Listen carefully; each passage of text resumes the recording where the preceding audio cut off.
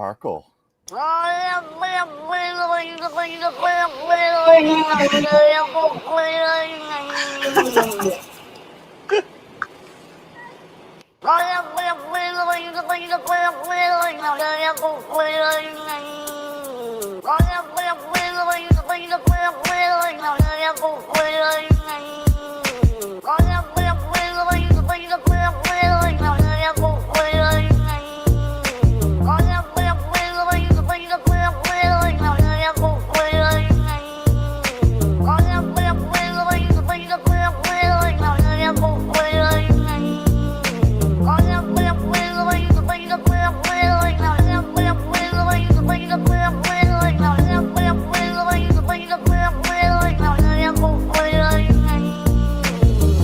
Big belly, biggest wet willy, gonna go so clearly now.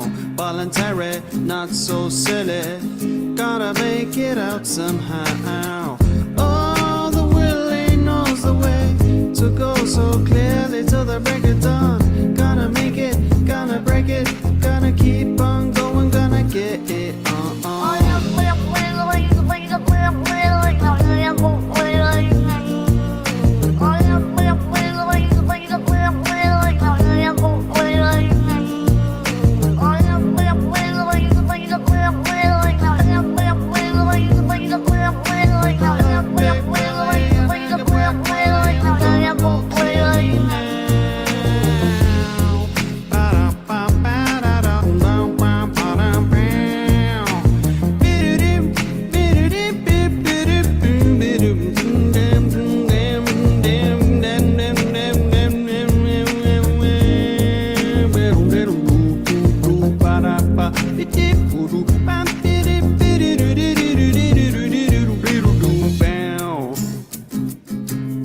Now let me tell you the story of Big Billy, the biggest cat there ever was.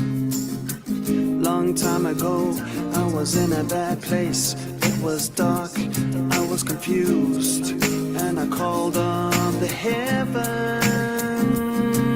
to help me find my way again. And then came Big Billy from the clouds, and he said, Big Billy, biggest wet willy. Big Billy, biggest wet willy.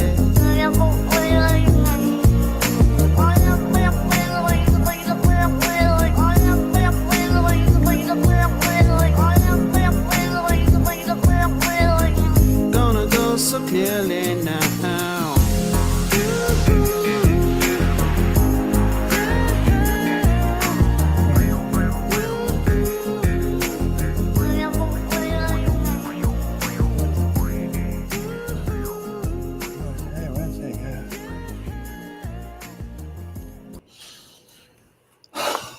Well, I got to tell you, Whimsy, you know how to pick them.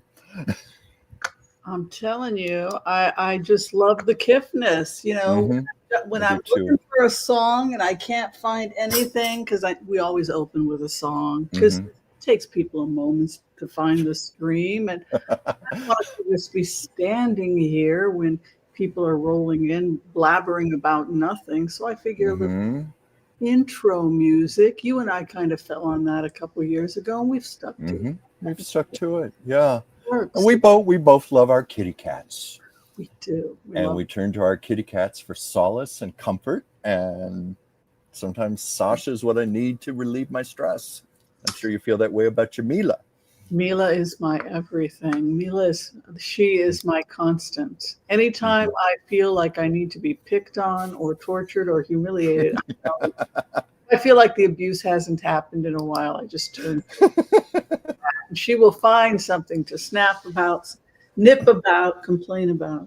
Well, my Sasha is not above that. How you doing? I'm doing really well. How's your week been so far? A little busy, a little stressful. I mean, not in bad ways. I'm just still working on like organizing my home and some other things. And today, just going through all the news, getting ready for the show today. But otherwise, I'm handling this Mercury retrograde. How are you handling the retrograde so far? A Mercury retrograde? When did it start? Started West Coast, 11:04 a.m. Sunday. Wow. So you've got it down to Mhm. science here. I have learned to really respect the retrogrades. I mean, some people say I'm being overly cautious, I'm being superstitious, but I've had some bad experiences during retrogrades, and I have learned things like do not sign contracts, do not enter into agreements, or at least best you can. You know, the retrogrades are times to be introspective, to work on things you've already started, you know, tie up loose ends, and that includes things within our own selves. Hmm.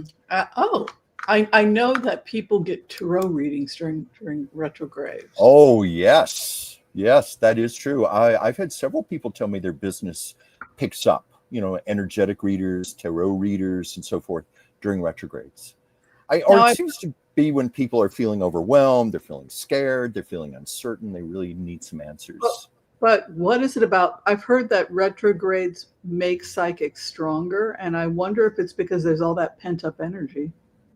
It's a possibility. I certainly know that retrogrades help us to be more introspective, to look into ourselves. You know, Right. sometimes it can actually uncover things that are blocking our ways. And maybe in that way, it helps us as psychic intuitives. I found that out actually by my friend Darlene Christopher, and she said like, "Oh, she kind of gets frazzled, and then she's like, well, I'm going to have a really busy week. It's a retrograde." I'm like, why? She's like, it's just a busy time for readers because Mhm. they feel stuck, they feel trapped, they feel afraid to move, and so during Mhm. retrogrades, yeah, they will call their readers and their astrologers, which makes sense to me, I guess. Oh, yes. It's funny you say that. My good friend Joyce Petrus, I think she's part of our audience right now, she's a gifted astrologer. I spent several hours with her last week for that very reason. You know, Wow. it's not that I put all my stock into such a thing.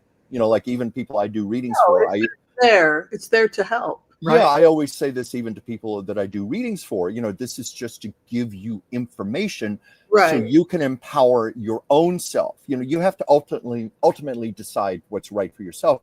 So I look at things like astrology as just tools, and it did give me a lot of puzzle pieces. Now I just got to fit those pieces together.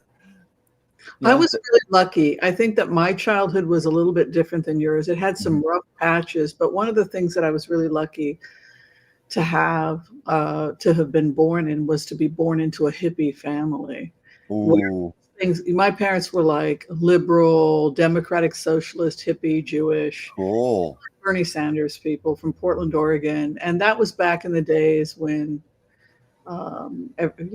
Israel was a lot more liberal. We were moving in a different Mhm. direction than, Yes. Netanyahu. But so I grew up, my mother was an excellent astrologer, and she did extensive charts on I every, never knew that, Whimsy. yeah, she was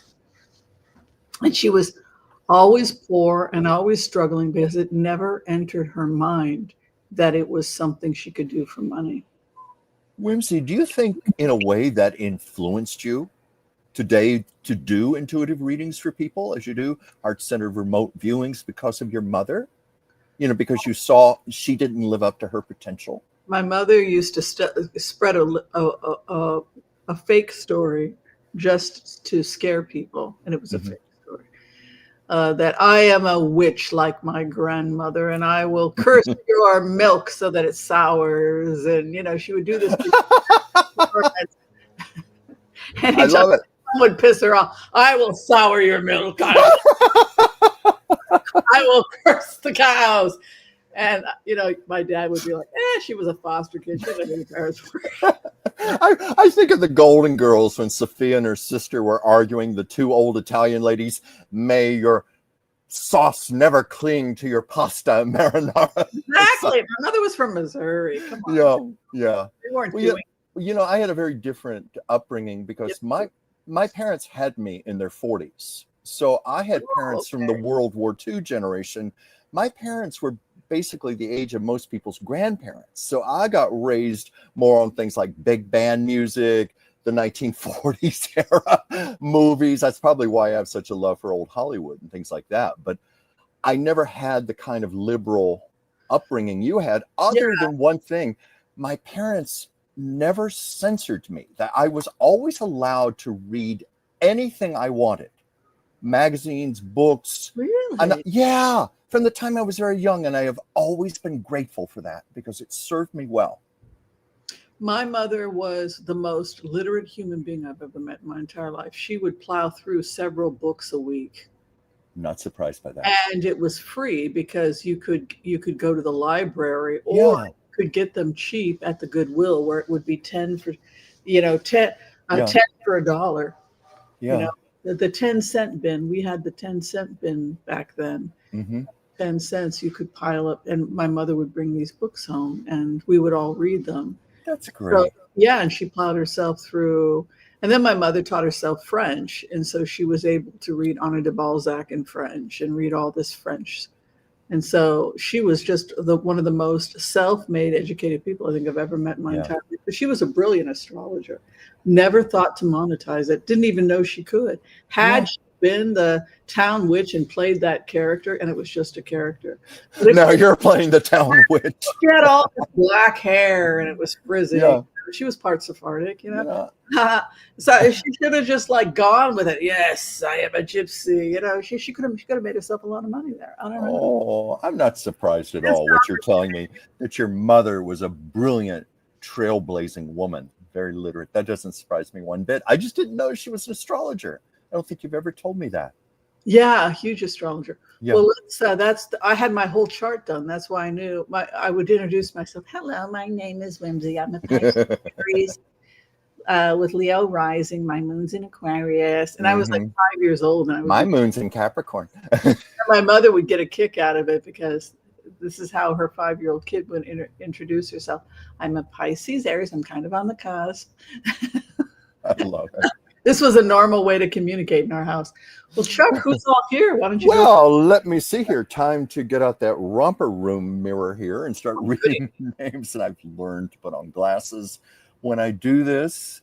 So let me see here. I'm trying to get this scroll up. Okay. And again, I always apologize in advance if I mispronounce your names. I mean no offense here, but we have Ceslic 1. I hope I said that right. Vandyland.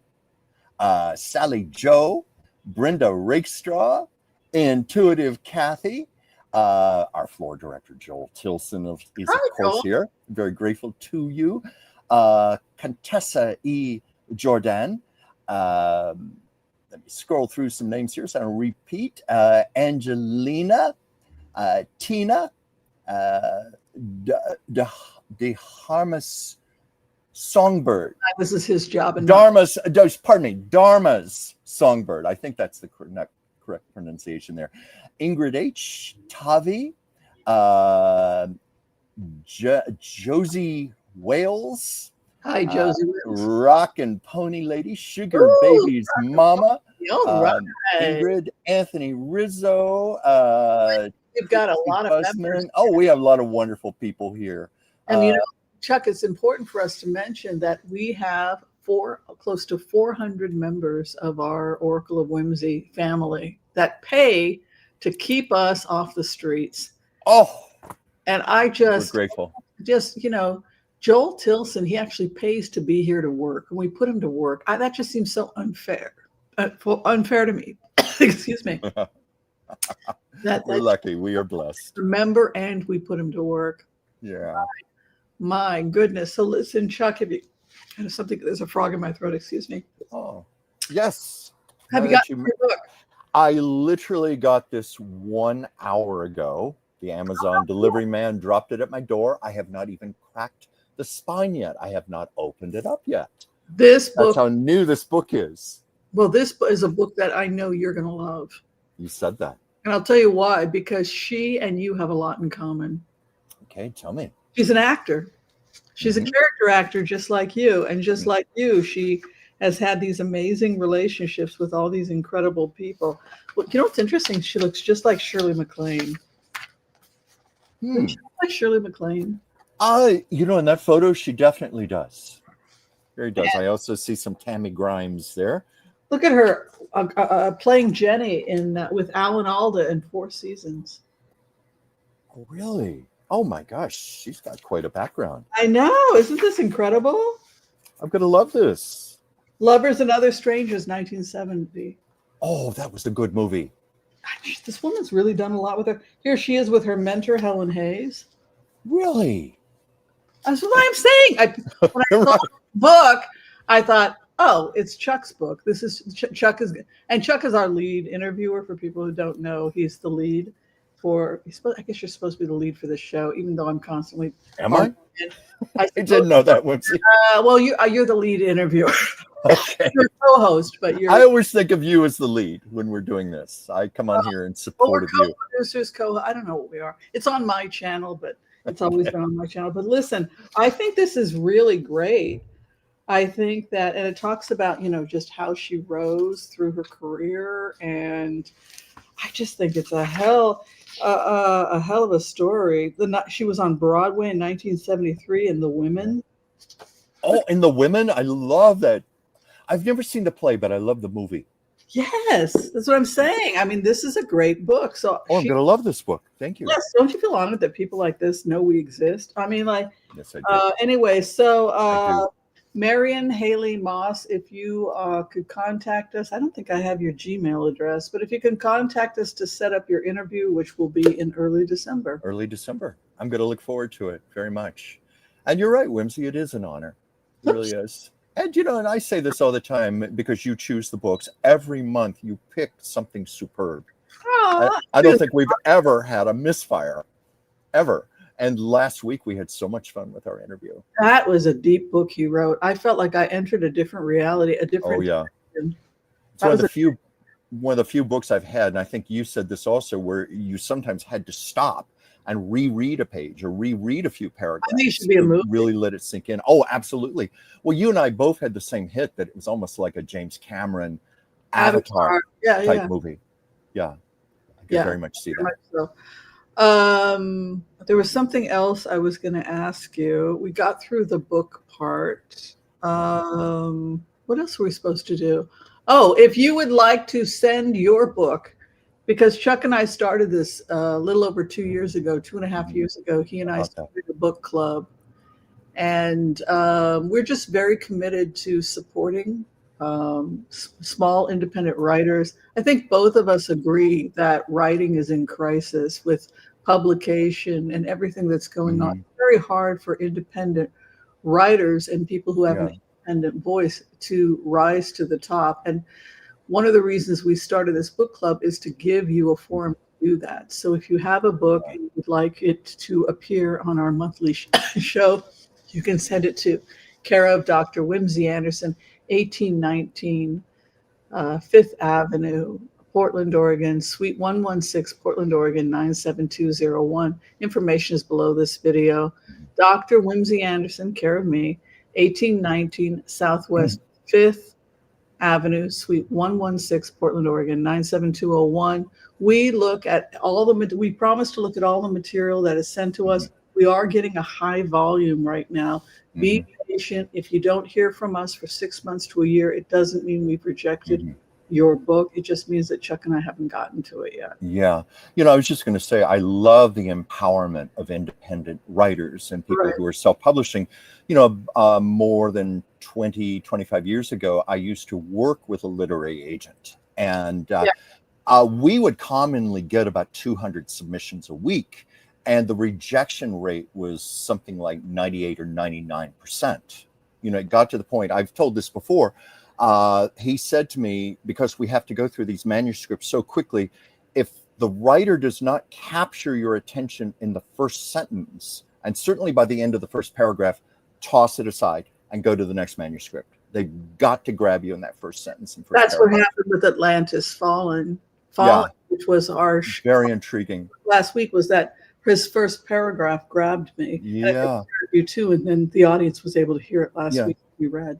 Yeah, but one of the things I was going to say is how a lot of the stigma about self-publishing has disappeared. When I was working with a literary agent, if you did not have like a big name agent and you did not have a big name publisher behind you, you were considered nothing. You were at the bottom of the totem pole. And we're seeing a big change in that right now. And I love it. I love seeing these writers getting noticed because there's some great talent out there.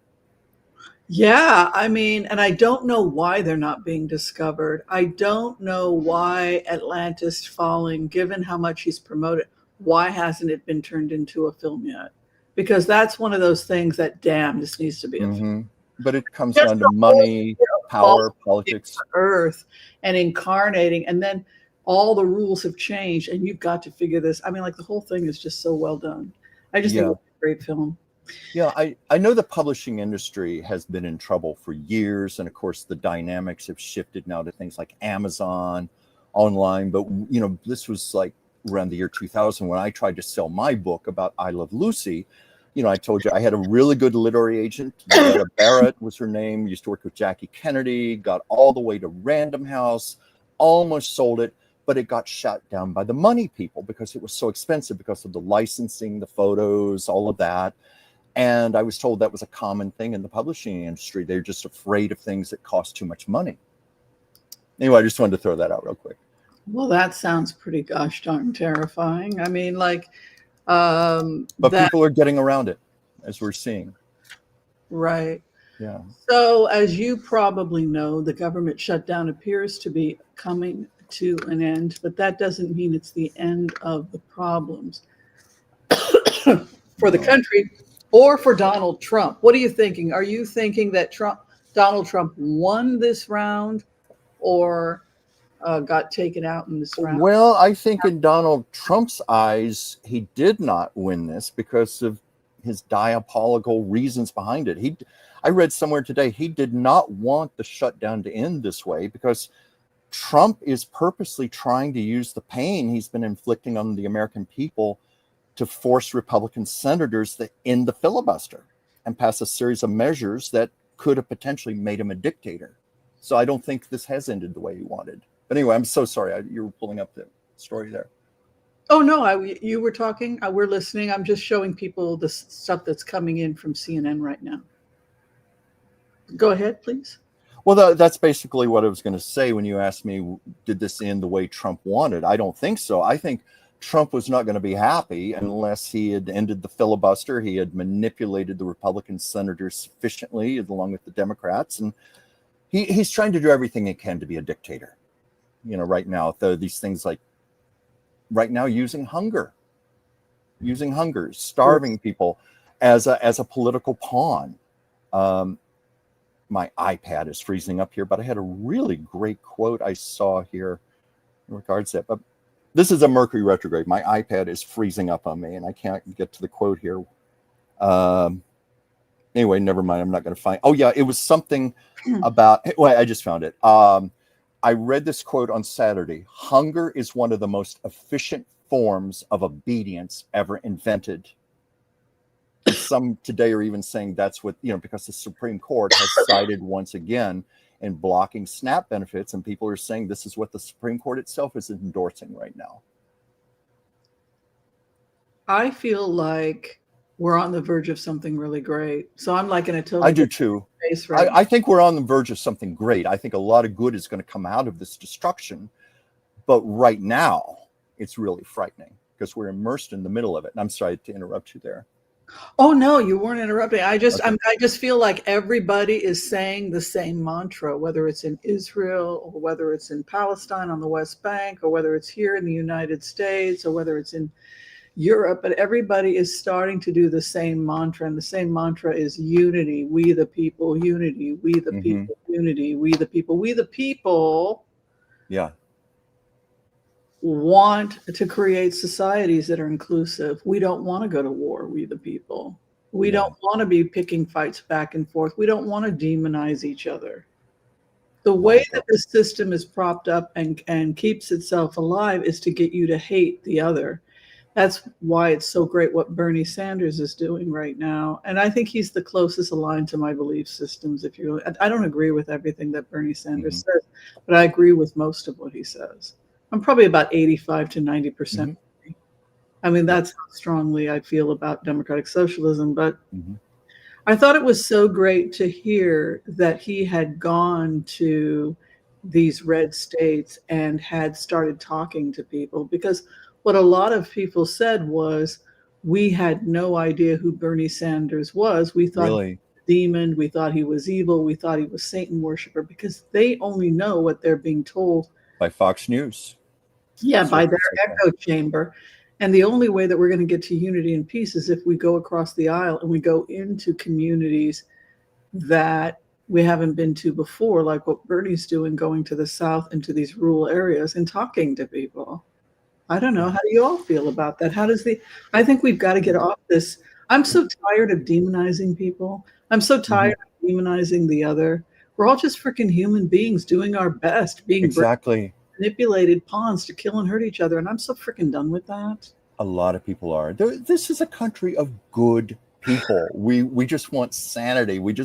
I think many of us want our whole government back. We want democracy back. I talk to so many people around the country, many times on behalf of you as your real life personal assistant, people are just exhausted from all this. You know how with my oracle cards, when we're doing readings, how often I get that card exhaustion, how it applies to so many people. People are just worn out on all sides of this.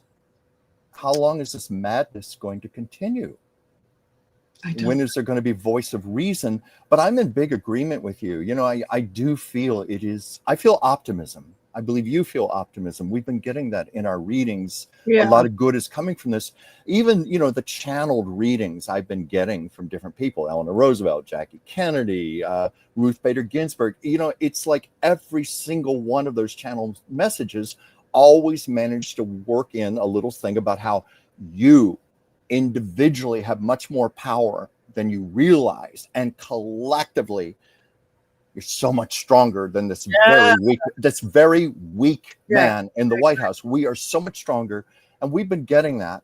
And I think we even talked about that at the beginning of the year, at the beginning of this nightmarish administration. We have gone so right wing. We have gone so right that the breaking of the unions, the fact that, look, I'm Israeli American, I'm a dual citizen. And I remember the days when Israel was a leftist, liberal, socio-communist country with kibbutzes. And there was a large percentage of Israelis where we were going to be one nation and all the Palestinians were going to get the same rights. We're just going to be one place and everybody can just live together and love together. And then this group of people came in, most of them from the United States, and they were these right-wing extreme. We were going to just build one country, everybody, and it was going to be the kibbutz, and it was going to be socialism and communism and kumbaya. We're all just going to live together and put up with each other. And I still believe in that dream. And what I love about Bernie Sanders is that he is from that. He's just a cool kibbutznik. Nothing he's saying is different than anything that, he's saying the same things that David Ben-Gurion said. But now you have these Israelis attacking him. No, the founder of the state of Israel, this guy, he knew these people. By the way, he knew these people. He grew up with these people. Golda Meir grew up with his family. I mean, these people are all connected. That is how far to the right we have come. We have come so far from, I don't recognize the world I was born into. Yeah. What the hell happened to America? What the hell happened to Israel? Why has the whole world shifted so far to the right? Yeah. I mean, there was a time the Republican Party was actually considered conservative. I think it's unbelievably radical right now. Far more radical than any liberal Democrat. Yeah, and the Democrats have become Nixonian. Don't you think? I mean, I hadn't thought of it that way. Barely. I mean, Nixon believed in public health care. So they're even more right-wing than Nixon. It's all because they don't want to pay their taxes. No, they don't. You little wheels turning in my head. I was just thinking Richard Nixon might be a good person to try to channel. I don't know if I can do this, but you got me thinking. That's why I paused for a moment there. Like, I'm going on record. I would like to say, well, let's go ahead and let's get to some questions, and then we will blitz away. We'll do the empath prayer. We'll also do a prayer for all of you. If you'd like to receive a healing, a prayer this time, I know that Chuck and the rest of the community here would love to pray for you. We have 412 beautiful people here with us right now, sharing time and space, and that's really freaking awesome. So let's get into it. Okay. Tariff checks. What do you think?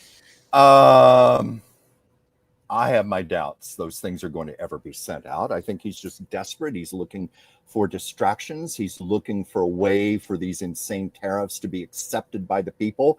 Never mind the fact that it's our own money. We're the ones who are having to foot the bill for these tariffs. And now he's saying, oh, I'm going to give you $2,000 of it back. Never mind, I'm going to quadruple your health care.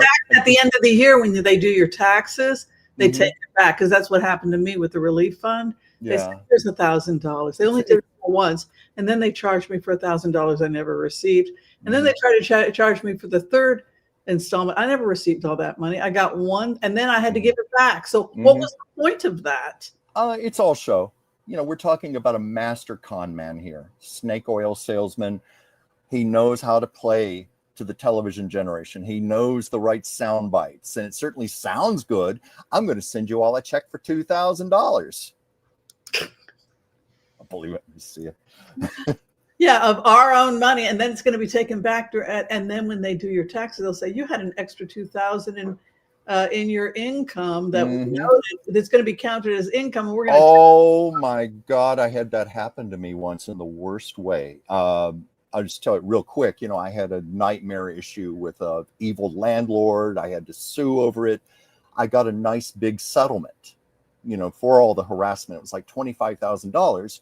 Well, I didn't know that settlement was going to get added to my income for the year. So it put me in a much higher tax bracket, and I ended up losing almost all of it to the IRS for that reason. Oh my God. So, didn't mean to sidetrack there, but I had to throw that out. Yeah. That's just so horrible, Chuck. Why did you I know. Story? Oh my God. Now I'm going to have nightmares. Oh, don't. That would be my response. Don't do me any favors. Everything you touch dies. Just don't touch even a potted plant. Right? Okay. Don't touch anything in the White House. Yeah. Nothing. You can have your Diet Coke and your endless burgers, but other than that, yes, maybe that will hasten touch anything, not even a potted plant. Is it true he really has a red button at his desk for Diet Coke? Like when he wants a Diet Coke, he presses this red button. I don't know. I guess it's better that than the nuclear missiles, you know. Oh my God. Let's do the empath's prayer. Let's guys. And if you would like to receive a healing at this time, please give us your name or the name of someone you love, and we will include them in our prayers. So glad to have you here. Be sure and like, share, subscribe. Think about memberships. It's a great way to support Chuck and me so we can continue to entertain you. So thank you.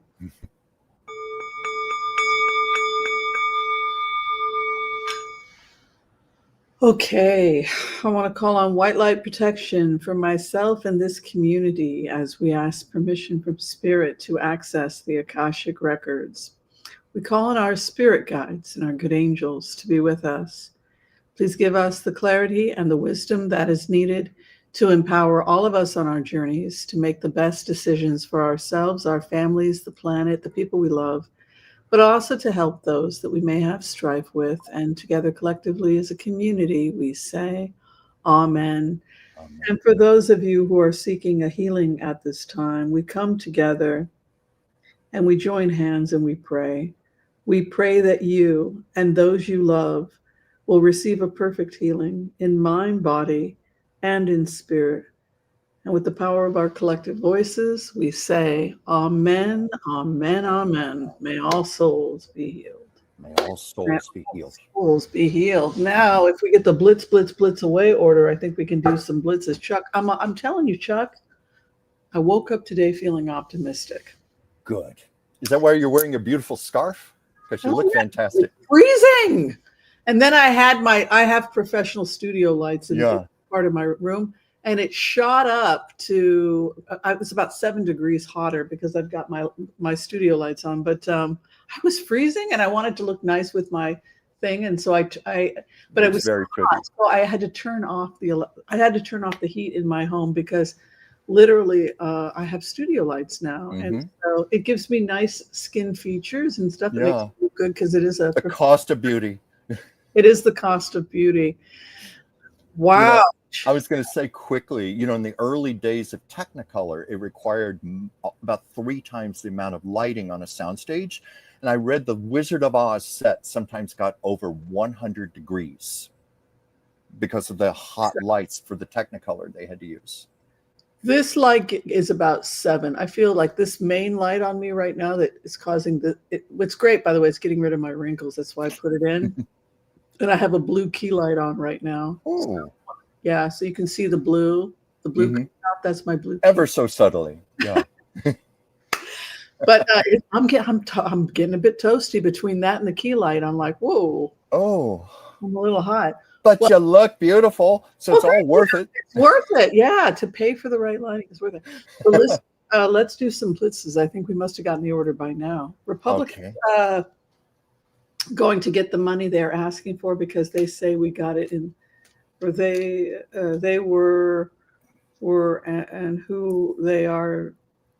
I don't understand this question. Well, let's see. Are the Republicans going to get the money they are asking for because they say we got into where they were and who they were? I'm assuming that's referring to that measure that was written into the bill, or the measure that they're trying to pass on to the House now from the Senate, that it allowed senators to sue, if they were being investigated by who's the guy who's now in the hot seat with Trump? Are you talking about Coney? You're talking about the January 6th rioters? Well, I think it's the people who were investigated by Coney. If I understand this correctly, and I'm sure someone will correct me out there, this measure will give them the right to sue, and for as much as $500,000 apiece, for trying to overturn the 2020 election. I think we should do this. Let's take a look. Yeah, let me get my cards and pendulum here, because I'm curious myself what will come up. Okay, first I'm going to just ask it yes or no. Will these Republicans be able to get their money for?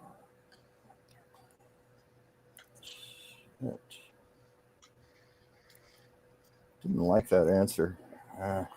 I can tell you my answer first, and it's hell no. Not only that, but we're going to start getting resistance from strange things are starting to happen to Marjorie Taylor Greene. Oh, yeah. Well, that's a whole other topic right there. Actually, she's the people that's opposed to this. I see her splitting with them over this. Yeah. Well, she's already said as much. And Trump has already come out against Marjorie Taylor Greene, saying something to the effect, I don't know what happened to her. She lost her way. And, we still don't know what her motives are, but it's like she's really Bernie. But what I heard, she met with Bernie's people, and that it's genuine. Really? It's genuinely changed. It's genuine. Because many are speculating. Genuine. Yeah, many are speculating that she's trying to radically overhaul her image and reinvent herself because she wants to run for higher office or higher appointment. Higher office, but I think she's genuinely doing it because I think she really is leaving MAGA. I think that we have to give grace and let people grow and evolve. When I think of what the stuff that I was into when I was in my 20s, I was a nut, right? So people change, they evolve, and I was pretty flighty. I'm still flighty. No, I think that her changes are real, and I think that she's evolving, and I think that it's going to be interesting to see her coordinating future stuff with Bernie Sanders and Democratic Socialists, because that appears to be the direction she's moving in, and that's why I'm optimistic. I think that a lot of people that got sucked into MAGA are getting directed towards, this. I think Bernie is helping deprogram them, basically, because what they want, which is what about the poor? What about and this anger about NAFTA, where they're blaming the Clintons about NAFTA. They saw their jobs and their livelihoods and their homes gone in places all over the Midwest, and we never really recovered from the animosity against the Clintons for that. Right. And Clinton did. Yes, it got started by Bush Sr., but Clinton joined forces with the Republicans to push NAFTA. I was going to say, it's very interesting as part of her image rehabilitation, she chose two extremely liberal platforms, Bill Maher's TV show, and then she went on The View a few days later. It's great. And I watched The View. I have to say, like you, I felt like she was authentic. And I thought, Yes. can I trust this? Can we trust her? But we were all expecting this big blowout. Yeah. Marjorie has broken ranks. Yeah. And the anger is about the use of money. She's become a purist about the use of money. I feel as her, screw you. I'm a purist about the money. She is, you just going to fill your own damn pockets, you son. Like, that is how I feel. As I'm telling you, this woman is changing. There's a great healing coming to the nation, and ultimately it's the power of the Constitution. I think they're going to be met with conflict and problems, and I think that there's civil war happening. Mm-hmm. And I am going to also predict that Marjorie Taylor Greene is genuinely changing, and I think that she's going to, I think she might even, she's gone so left. She's going so left because MAGA could be turned left because it's the anger of the poor. Mm-hmm. This could be, but we have all, come on, liberals, Democrats, we got to own this. We screwed up with Clinton. We lost our way with the poor, mm-hmm. and with NAFTA. We have to own that. We moved away from Bernie Sanders. And the other thing that pisses me off is the way that they treat Bernie Sanders. Oh, he's just a crazy old man with these crazy ideas, mm-hmm. that, are so wild, like, mm-hmm. Public health. Mm-hmm. Public health. Not dying in the streets of hunger. Oh, imagine that. Here with untreated medical costs. Yeah. He's so radical. What a radical person. Radical concepts here. No, as opposed to Trump. Well, we'll just give you a couple $100. You can go and get your lab work. We don't really have a program. And surprise, we had no program. The program is to slash all programs and let you die in the frickin' streets because mm-hmm. you're beaten. That's the Trump plan. I'm afraid so. It's a new day and new dawn, and I have a vision that Marjorie Taylor Greene is going to start fighting for the people. So who is her opposition? Trump. And look at that. Apparent. I'm shocked. I'm very happy, though. It's going to court, and there's a healing. I've taken legal action against them. So she's become their biggest critic because mm-hmm. something happened where she felt burned by them. Well, some have theorized that she was pissed off because Trump would not endorse her for the Senate. Some say that's where it originates, but she's growing. Good for her. She's growing. Yeah. For Grace, she'll be. Yeah. Bring her in, watch her evolve, and see what happens. I know AOC is cynical, but AOC has a good reason to be cynical. She went through hell on January 6th, and mm-hmm. I don't blame AOC for feeling the way she does. Mm-hmm. But I think objectively, there's real change happening. I think so too. Yeah, I don't think I have too much more to add to what you just said because you said it so well. But the original question are these Republicans, going to benefit from this and be able to sue? But I just got, truth is going to rise to the surface. Decisions and a lot of deceit is going on, but the truth is going to stand out. And I think that's basically what you were saying. Yeah, yeah. Got another one for us? I was just going to say, Mia Willis, I'm sorry you feel that I'm unnecessary, but thank you for your comment. Anyway. Who said you're unnecessary? Mia Willis just said that Chuck is unnecessary, but that's your opinion. I hope. Somebody said you were unnecessary for what? I think you might have misunderstood them.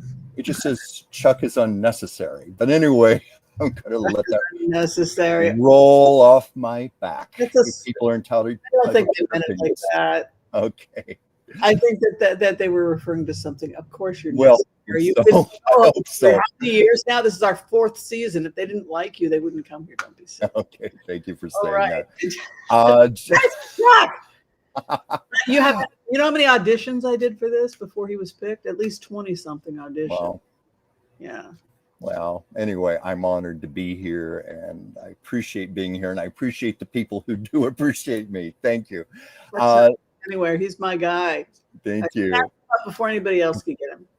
So anyway, Jill Linda says, now that the shutdown seems to be ending, will the Epstein files finally be released? Now, there's an interesting conversation. That is quite a conversation because Congresswoman, am I saying it right? Graf Holta? Is that how to say her name right, from Arizona? She is due to be sworn in, I think, as soon as tomorrow.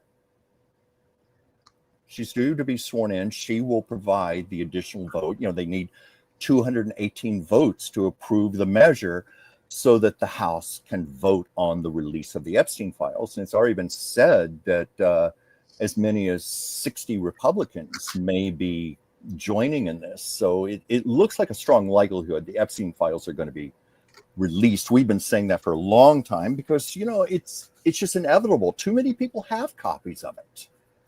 Right. Somebody's got to release it if the government doesn't.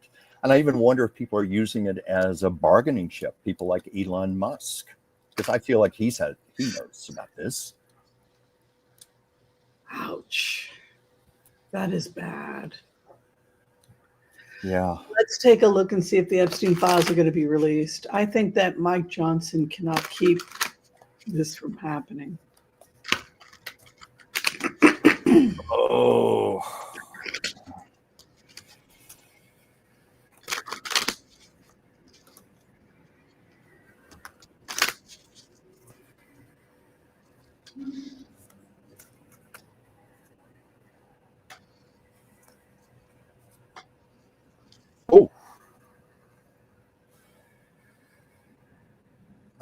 Well, I think we already know this, but I'm getting like some obvious things here. Deprivation, what Mike Johnson has been doing, lots of denial, lots of competition, but obviously great despair and loss is about to happen because there's going to be a compromise. Too many people in their purpose. It's going to lead to epiphany, big revelation. And look at this death. I think it's death to a lot of careers, a lot of reputations, people all over the world, more or less what we've been saying for quite a while.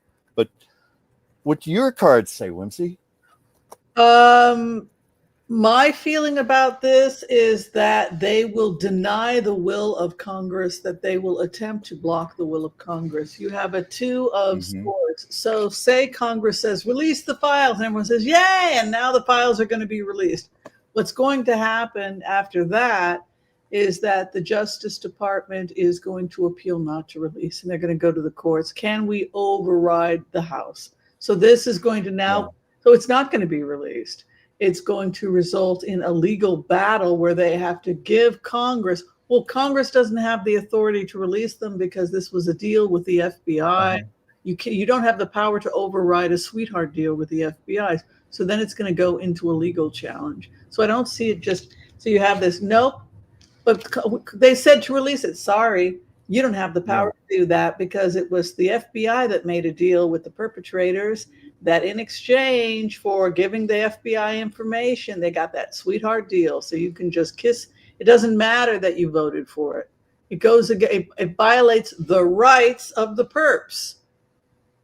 The deal is the deal. And these are the rights of the perps because that is the deal the FBI gave them. You cannot change that deal just because you want it in Congress. So yes, Congress agreed that they want it released, but that doesn't mean we're going to release it. We're going to continue. So you have a two of swords block and then a new beginning, you have new experts coming in. Now we have to go through the motion, blocking them, going to this court and that court, keep it from being released. It's in violation of the FBI. FBI clearly made this deal with them. You're denying the rights of the people that got that sweetheart deal from the FBI. You cannot release this. So that finally, I think within a year, we may see some release. But this is not, it doesn't end sweetly. It's not that, well, we're going to just hand it out. No, now they're going to start challenging whether or not Congress has the authority. Yeah, I still get strongly, it is going to come out one way or the other eventually. It's like the genie trying to get out of the bottle, and it's going to get out. It's going to pop that cork, and it's going to be devastating. Your cards are like death, yeah. But my question with that Two of Swords moving in, it makes me think that they're going to do everything they can legally to block. And Two of Swords. So what are they going to do? Wait until Trump's out of office?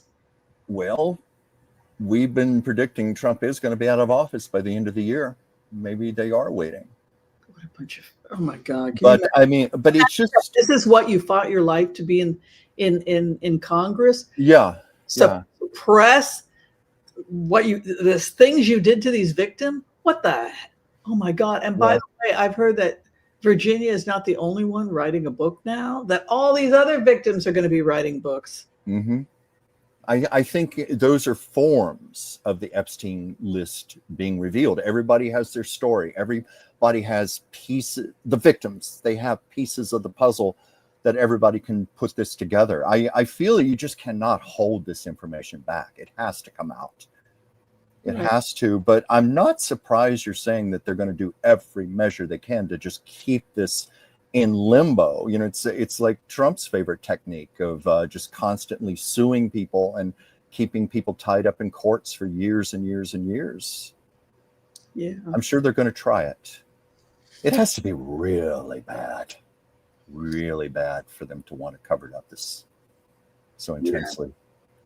I think this question we've already gotten to. Yeah, I believe we did cover that. Okay. Yeah, unless you have something to add to it. Senator Schumer out as Senate Democratic leader. There's certainly a lot of people very unhappy with him right now, and I have read some things where that very notion is being bandied about right now. Why can't we get the guy from Arizona to be the lead? He seems to be the great unifier. Which one is The Democrat from Arizona, he just seems like someone that really he's always been able to unify.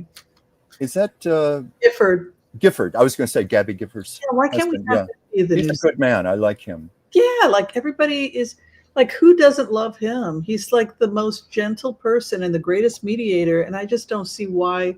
Why does Schumer have to have that role this long? I mean, don't you think it's time to move on? Let's get somebody in there like Yeah, Gifford. There. it I is would being be comfortable looked with upon. Gifford. I think most people would. Yeah, it was just like last week. We were also getting predictions that Mike Johnson is probably on the way out. Also, Yes. we saw either he's going to resign or he's going to be forced to, but it's going to be an utter shame and disgrace. Let's take a look at Senator Schumer. I think it's time to go for him. He served, but it's time to step back a little bit. We need new, young people in there, new faces. And I like Gifford. I just like him. I like the fact that he's in a gun-toting state. I like the fact that he never raises his voice. He never fights with people, even people that shot his wife. I mean, like we need somebody very. And he's from a state that's purple. I just think that he would be a great choice. Yeah, he would be. He would be. I'm sorry, I'm focusing on the cards here, but no, it's okay. I was just didn't want you to think I wasn't listening to you. Oh.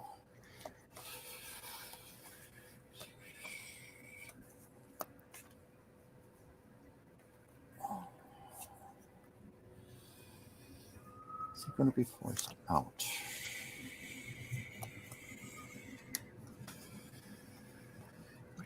Wow, he's not from Manhattan, is he? He's the New York senator, right? He's New York. I'm in his Akashic field. Schumer. Leaving. He's probably leaving in less than a year. When's his re-election campaign? I'm not sure. I have marching into victory. He's very proud of what he achieved. Mm-hmm. No resolution with the Republicans. He still has that.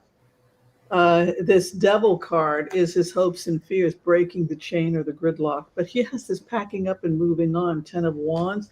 I think he may choose to finally, leave DC. Well, I got things, like here, there's obviously discontent. There's great shadow over him. A lot of priorities are being debated at the moment. But I got and this may be a little obvious, but competition. There is a lot of competition for his position right now. And it's like he's fighting for his life in a way right now. Too many other people under him are trying to get the job as well. So that might be his biggest thing. But I asked the pendulum, is he going to be forced out? And I was getting something not quite a yes, but kind of where it was in that maybe leaning toward yes. I guess a lot depends on the energy as it shifts and changes and circumstances. AOC run against Chuck Schumer. What are you thinking? Well, I just said that about competition. That card came up. It's so AOC run against. Bring in AOC. She's a Democratic Socialist. Let's do it. AOC run against Chuck Schumer.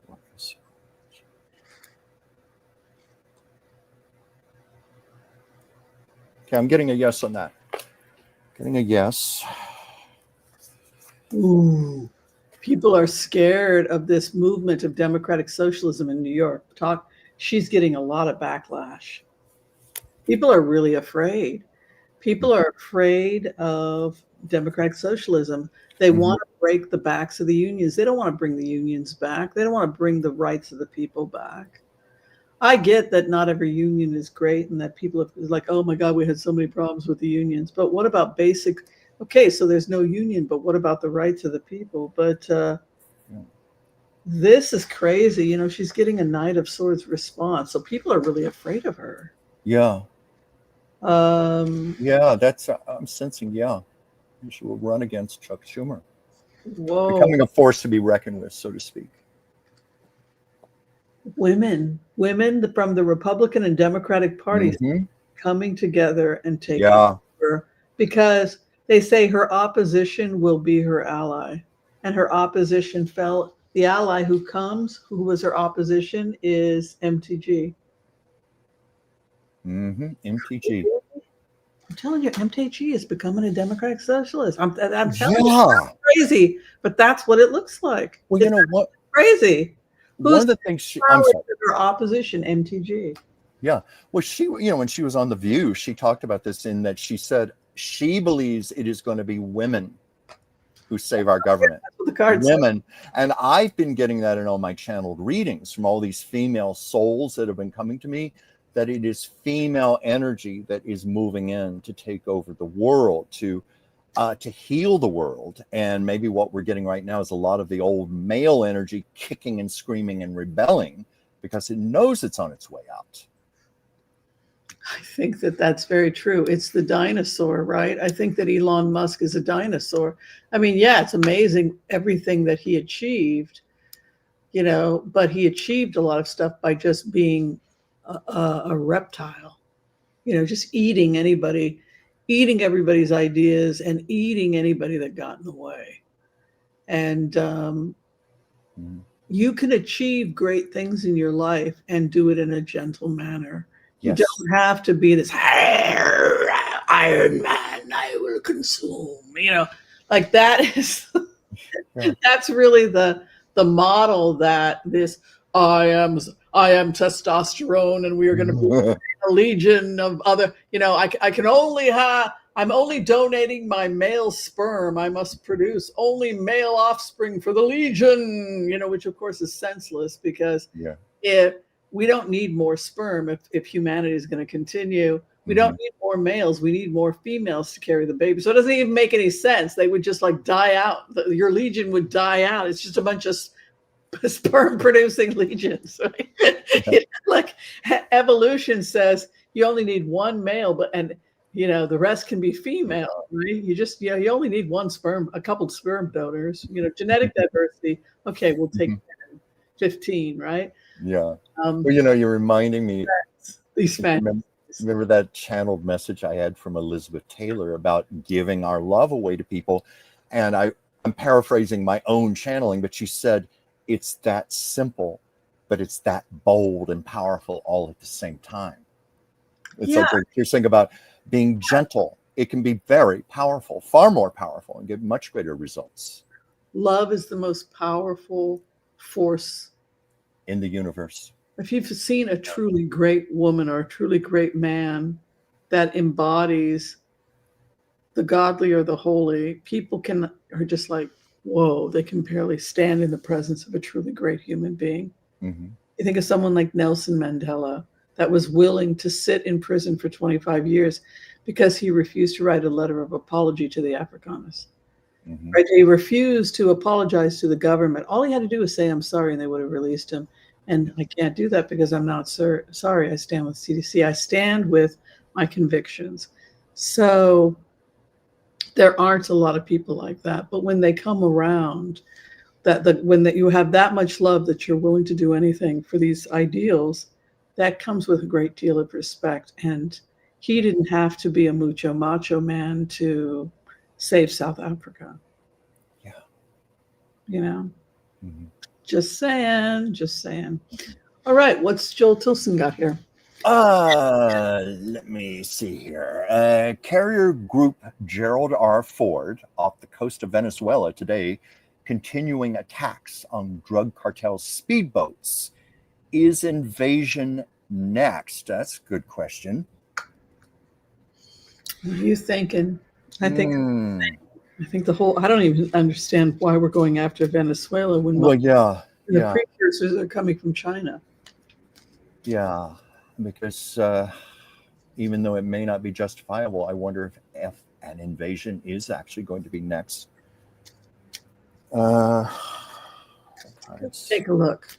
Is an invasion in Venezuela going to be next? I'm getting a yes on that.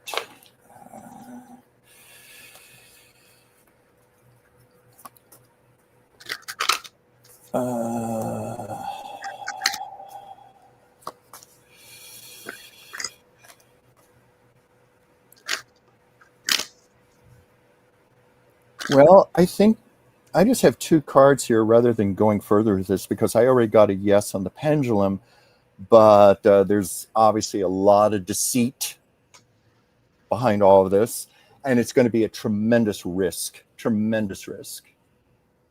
What's going to be a tremendous risk? If there is indeed an invasion, and I was getting a yes. When I say yes, it's based on the energy of the moment. Tomorrow or the next day I might get a different reading, but right now it is looking that way. That we are going to invade? That's what I'm getting right now. I got a yes on the pendulum, but I got it would be at great risk. In other words, great consequences if we were to do that. And I certainly hope it's not going to happen. And what do you have, Whimsy?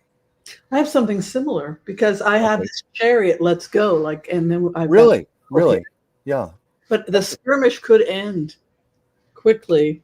Yeah. Then they're gonna. It's a skirmish that's going to have to result in trying to make peace somehow. The cooler heads will prevail. Yeah. It's just something about this. When I got this risk, it's like it'll fall apart. It's just not going to work out. Look at this feet. Look at how many fans you have. I know. Thank you. I never did this kind of. I hope I didn't overreact to that, but remarks like that hurt. I'm sorry. It's just. I don't think it was meant the way you meant. Well, hopefully not. And if I misinterpreted, I apologize. Look at this. Oh, thank you. Love. Thank you. You're adored. You're going to be adored forever. Okay. Canada, what are you thinking? What do you think about the trade situation? Well, I have a very dear friend in Canada, and we talk about this a lot. And she tells me the Canadians are just not with the American people. They love us, but they're really fed up with the American government and Donald Trump, and they're not going to stand for this BS. And if anything, it's empowering the Canadian people, much like we've talked about how the American people are being empowered right now. But I think a lot of that stem back to the fact that they played a commercial where they showed an old clip of Ronald Reagan saying that tariffs do not work.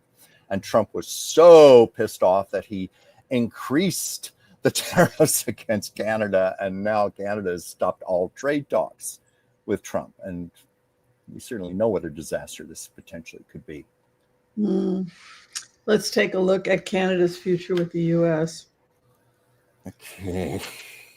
I'm telling you, I see a lawsuit in international courts over violation of trade contracts with many countries, and I think that Canada, France, many countries that were being tariffed are taking America to international court in order to, because you can't just change it up. There's also some real confusion I get, like, what the hell do you want from us? Like Canada Yeah. genuinely, it's like the tortured dog. What do you want? What do you want? It's like the dog that just, I don't know how to make you happy. Nothing makes you happy. And this kind of standstill. The weird thing about the tariffs is that it genuinely looks in the cards like, why are you doing this to us? What do you want, America? We will have we can't even negotiate with America because we honestly don't know what you want. That's Yeah. what it feels like to be Canadian. That's what my friend in Canada keeps telling me. People are just bewildered.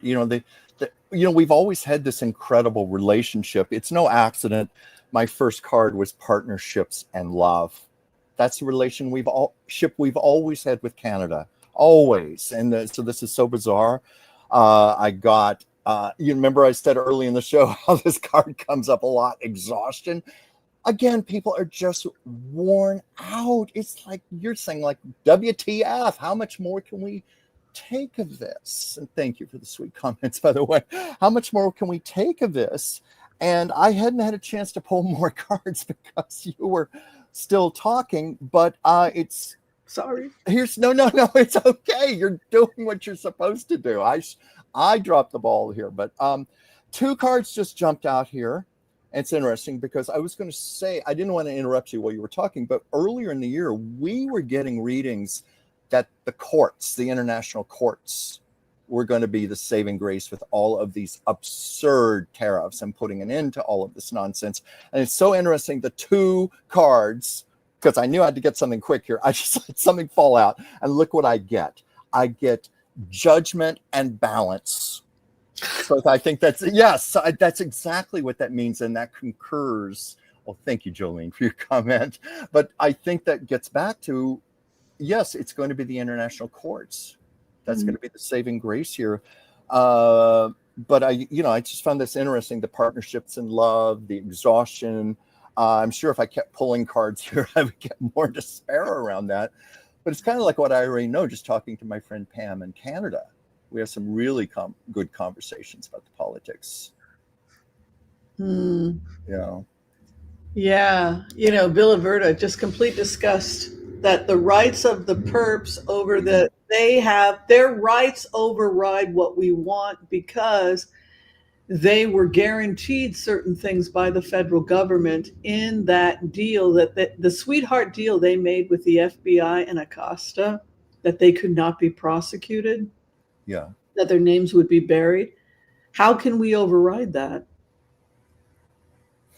I don't know. I don't think we can. I don't think so either. That's why as soon as you said that, I mean, nothing was coming to me. I thought, how can we override? We would have to override a federal. I don't know. It may be violating their rights. As horrible as that sounds. If I am in a witness protection, or if I sign up and I've done horrible, terrible things and I'm in witness protection, I off this guy from the mob, and then we were shooting it, and then I'm given all this information about the mob, which is basically what happened here. It was like a mob, right? A pervert mafia, right? Mm-hmm. And a pervert mafia. That's a good way of putting it. That, and then this guy and that guy, and I got protection, right? Because I gave you the information. So now I'm basically in witness protection. So you could argue that these men that did these terrible things fell into basically a type of witness protection. Mm-hmm. It is almost the equivalence of that. In fact, is the equivalence of that. It's terrible. It's so disheartening. It's so discouraging. And I just keep hearing from my own guides, the universe is not going to support this for much longer. It can't be supported. We have to see this fall apart, but we're in the thick of it right now. And that's why it's so discouraging. Oh, and that's a question from Kathleen Davis. So will Ghislaine Maxwell get immunity from Trump? And, I did some reading about that today, because, he just pardoned a whole round of people. Can we talk about that? Yeah, we can. I think it was about something like 72 people he pardoned. Among those, Rudy Giuliani and other key figures allegedly involved in efforts to overturn the 2020 election.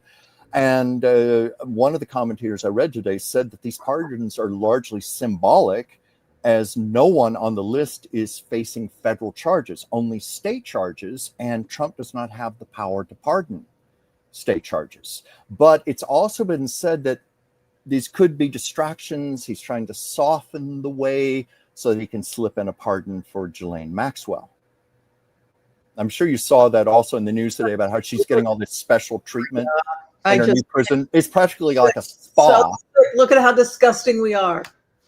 Let the gross, disgusting, horrible of America be seen so we can clean it up. The average American didn't know this. The average American didn't know what was going on Native American reservations. They didn't know that they were living on stolen lands in St. Louis, Missouri from the Ojibwe or whoever used to live there. And there's so many horrible things happening right here in the United States where you look at what the FBI has done on Native American reservations with over 500 separate nations placed under FBI, are placed under the FBI on reservation. It's federal lands. So we put them on, they don't own those lands. Those are federal lands. It's horrible. Yeah.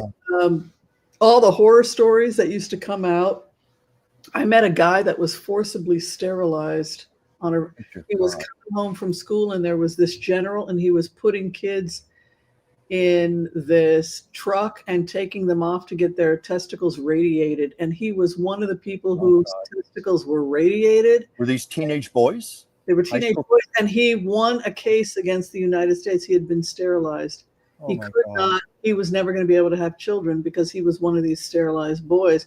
And he remembers the day they came with these trucks and put all these Native American kids and then had them go through this procedure and then hit their testicles with all this radiation so that we're going to get rid of the Indians. That was also an FBI. That was also a federal policy. And so when Americans live in places like Seattle, Washington, which was stolen from the Duwamish, if you look at the head of the tribe, Chief Seattle.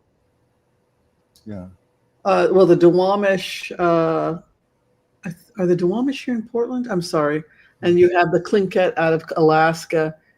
But the point is that our government does everything in its power to suppress the voice of the first persons so that we can continue to enjoy this life that's been artificially constructed. And what started to happen for all of us in America is that construct is beginning to collapse. And we're starting to see that this comfortable, beautiful world that the average American is living in is one big lie. And we're starting to see you're living on somebody else's. We had no right to move there. We had no right to build a house here. We had no right to force these people onto federal lands and forced into abject poverty with horrific unemployment. Also, very high rates of alcoholism, drug addiction, depression, and missing children. A lot of human trafficking. Dear God. But you look at someone like Leonard Peltier. There's real evidence that he had nothing to do with any of it. They didn't like the fact that he was an activist.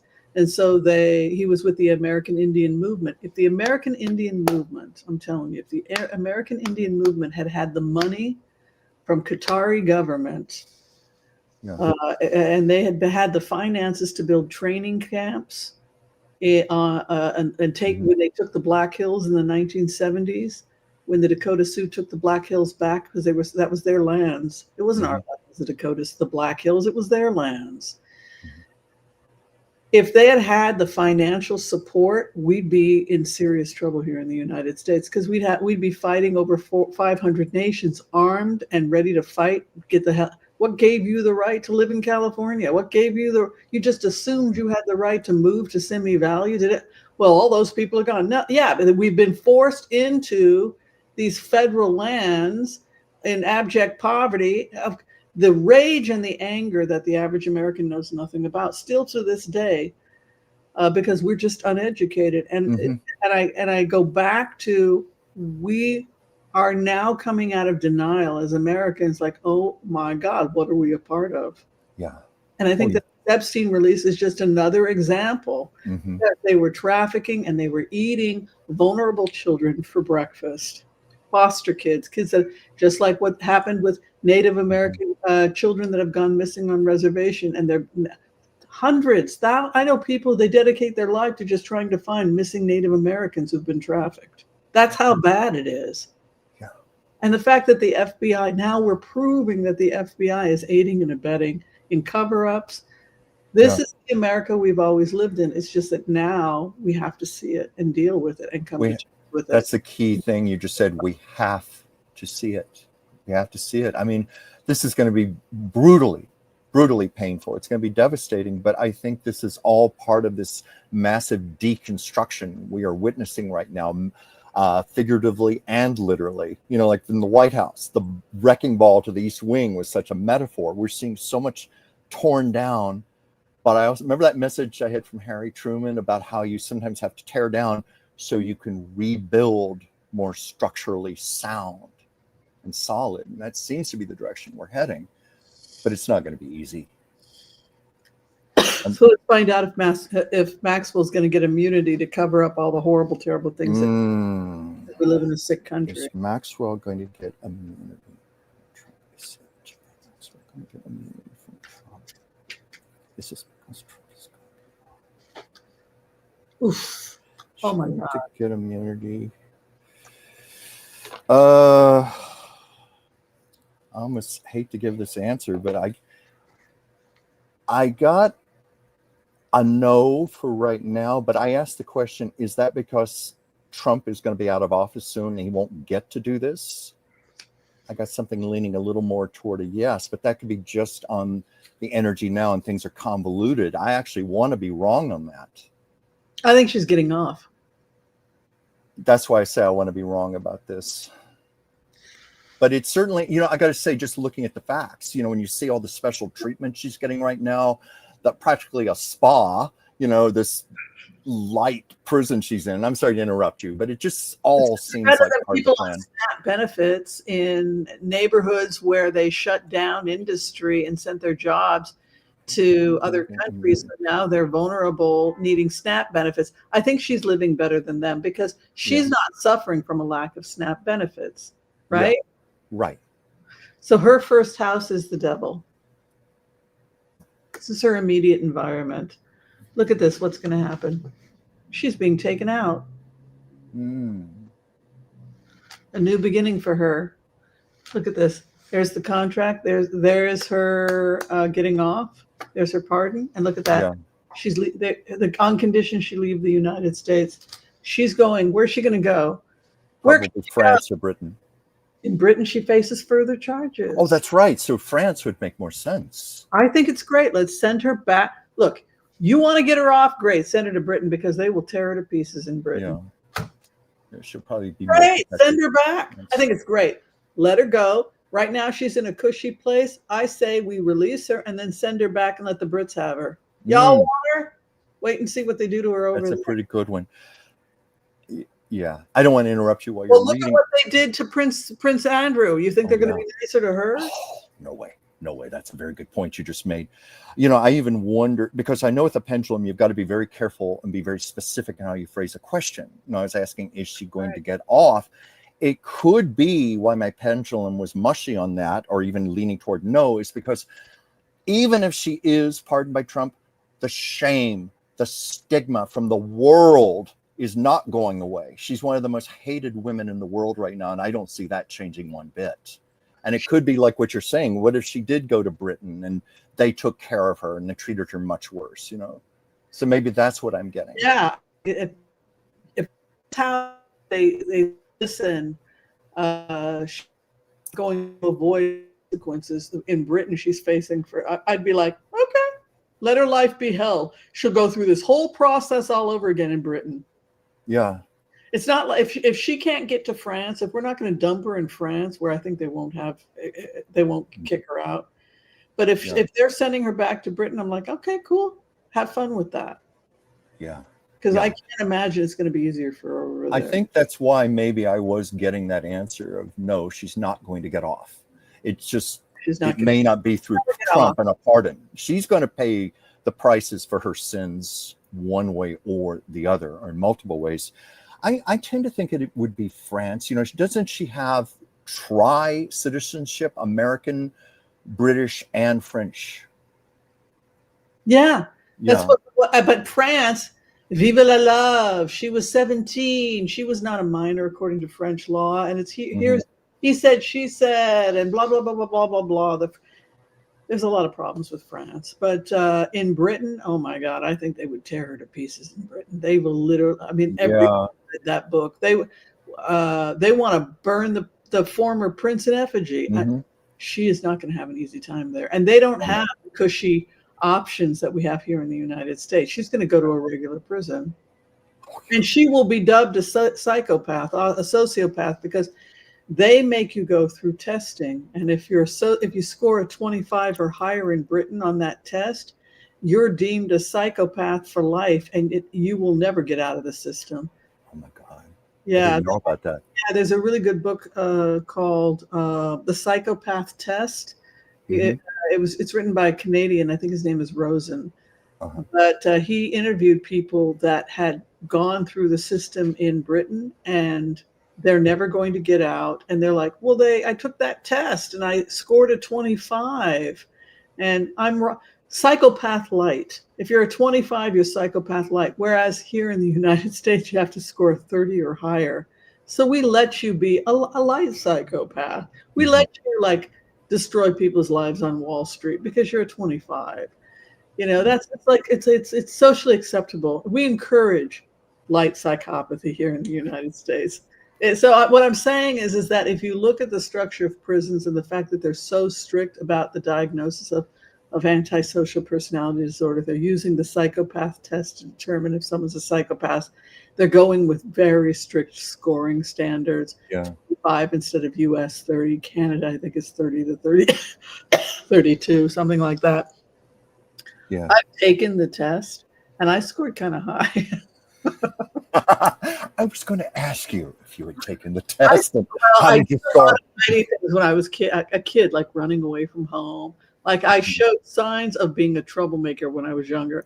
But once I hit 20, it's like I'm like clean, you know. But the average person is like 6 to a 9, scores a 6 to a 9. My sister Bambi, who's like a saint, she scored like a 6. I scored a 12. I'm gonna take that candy. I almost want to take this test. Yeah, whereas online, derelict is like 14 to 24. 14 is like, come on, I'm not going to tell her I'm married. I'm not going to tell my, but you know, 14 to 20. What is it? 14 to 23 is like Mick Jagger. Yeah, she was young and it was raunchy, like the deviant. And the deviant is interesting from a psychological perspective because the deviant is the person who deviates from the norm and breaks the rules. Scores usually 19 to 24. Really? You know, 14, you know, once you get to about 19 to 24, you start to get into Mick Jagger and you start to get into those bad boys. What they've learned with the deviants who a little bit of narcissistic personality disorder, the 19 to 24 are the people that are shifting the world. They're usually artists. They're I was just going to say that. Yeah, people that are breaking the norm. Innovators, and they're considered necessary to propel society forward. So we need deviation because sometimes rules need to be broken. So they will break those rules, and then they might get other people to break those rules. And it's like, I'm doing my own music. I'm breaking all the rules, right? Yeah. It's no accident that those are people we tend to admire. Idol. What was his? Who was who were the punk rockers? The punk rockers would be fall into that category of people. Billy Idol. Billy Idol. That's right. Yeah. Who I hear became like the most mellow person. Really? I guess he got it out of his system. Everybody grows up, you know. The thing they've noticed with the psychopath test is you might score really high when you're young and hot and in heat, and you're like a 20-year-old boy, and you're going to do anything to get that candy, right? And when you're 60, it's just like, yeah, it's got too many calories. Priorities do shift. They'll take the test again, and they were like, I scored a 19 or a 20 when I was in my teens. No, I'm getting a 3. You know? I'm a naughty boy. I drank, I boozed out women, and I broke it. And then they hit 65, and it's like, I'm too tired for that shit. I'm too tired to hunt. I'm just too tired to hunt. I just want some cocoa and sit in my rocker with a shawl over my shoulders and my cat. You know, the good old days. That's right. Is this test available online? Readily available? I would love to take it just out of curiosity. Yeah, it is. How would we find it? Psychopath test. Take the psychopath. The name just says it. To be honest, though, and I kept like saying, well, yes, when I did steal some candy when I was 12. Take a mark, and then they're like, if it did not entail violence against others and it was under the age of 12, we really won't count it anyway. So, but all my past were when I was 12. I stole some candy. I skipped school. I ran away from home once. You're reminding me of when I read Barbara Streisand's autobiography. Barbara Streisand admitted she shoplifted as a teenager on a regular basis. That would be a mark. That would be. Yes, that would be, wouldn't it? Yeah. But they also take into consideration if you're starving or your children are starving. Mm-hmm. You know, did you shoplift because you needed to? Because if it's just, then it's just going to be a war against the poor. Well, yeah, we were starving. Then the rich people who have money to buy, none of them are getting a mark. So you also have to take that into consideration. But it's a very interesting test. So King Charles should release them. Do you think that they have more information on victims? Do you think the royal? I think they do. First of all, when you use the word "them," what is "them"? King Charles should release all the information they have. His family shouldn't be the only ones to live with that. I see what you mean. All the information they had that they felt was enough to boot Andrew out, which is obviously very, very serious stuff. And he's going to have to speak. He's actually going to. He has to. What I'm getting here, the old traditional royal family, stiff upper lip, stay quiet about these things, sweep under the rug. This is more in accordance with the modernization of the royal family, because really they do have a moral obligation to release this information to the public. They shouldn't be the only family sitting on this. So I would imagine it's a real dilemma for King Charles right now. Certainly his mother, I can't help but think Queen Elizabeth would have been more inclined to sit on this, but King Charles wants to be more progressive. Yeah, so I think that if they have information about anything that happened or other people involved, absolutely, they have a moral. It would be the decent thing to do. If you're not protecting your own family member, why should you protect anybody else? Exactly. Before Guilford was Mark Kelly. Absolutely, I think Mark Kelly is an excellent choice. Yeah. You have a different choice than Mark Kelly for Senate? No, well, I mean, I'd have to think about that a little bit, but I had not thought of Mark Kelly previously. He is a very good man, and you're right. I have a good feeling about him. He would be a good choice. Yeah. We shall see where that will go.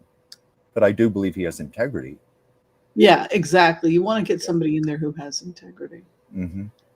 Well, that right now. Exactly. Well, my love, we've been here an hour and a half. Have we? I've had fun. Yeah, and I wanted to also give a shout out. I believe we have a new member. Do we? Yes, and I think that they deserve a song. Her name is Beautiful. Beautiful Energy. Most definitely they deserve a song, especially with a name like Beautiful Energy.